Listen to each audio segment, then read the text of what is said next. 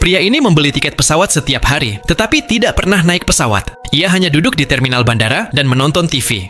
Ia sebenarnya ketakutan, tetapi pada suatu hari, ketika pembawa acara saluran olahraga tiba-tiba pingsan di siaran langsung, dan begitu kamera beralih ke pertandingan, semua orang di lapangan roboh ke tanah. Saat itulah pria itu menyadari bahwa ia tak bisa membuang waktu lagi. Ia harus segera kabur dari sana.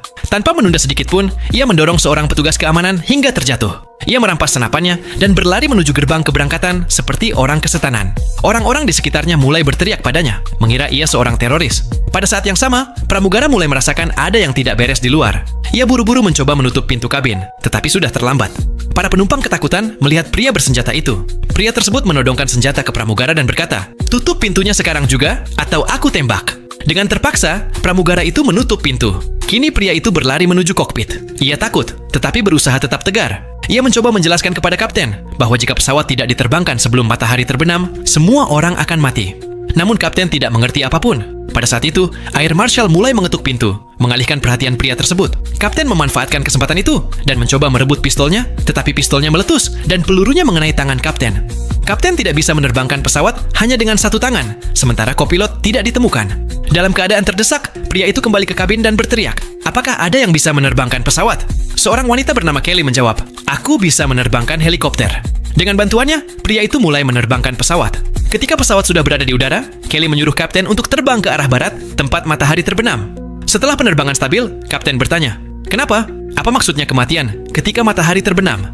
Pria itu, yang bernama Raymond, berkata, "Aku seorang mayor di Angkatan NATO. Tanpa sengaja aku mendengar rapat rahasia yang mengatakan bahwa matahari telah bermutasi. Sekarang sinarnya dapat membakar apapun yang hidup, walaupun kita bersembunyi di dalam gedung. Pemain yang roboh di siaran TV adalah buktinya. Kita harus terbang dalam kegelapan dan menghindari sinar matahari. Kalau tidak, kematian kita pasti."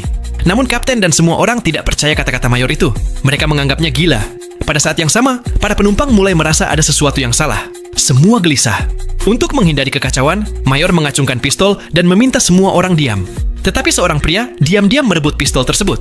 Ia menodongkannya ke pramugara dan berkata, "Kunci orang gila ini di kamar mandi."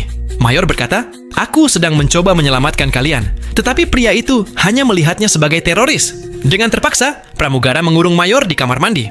Ketika keadaan mulai terkendali, kapten berencana melakukan pendaratan darurat di bandara terdekat, yaitu Islandia. Tetapi ketika pesawat tiba di sana, semua orang terkejut melihat pemandangan di bawah. Tanah terbakar.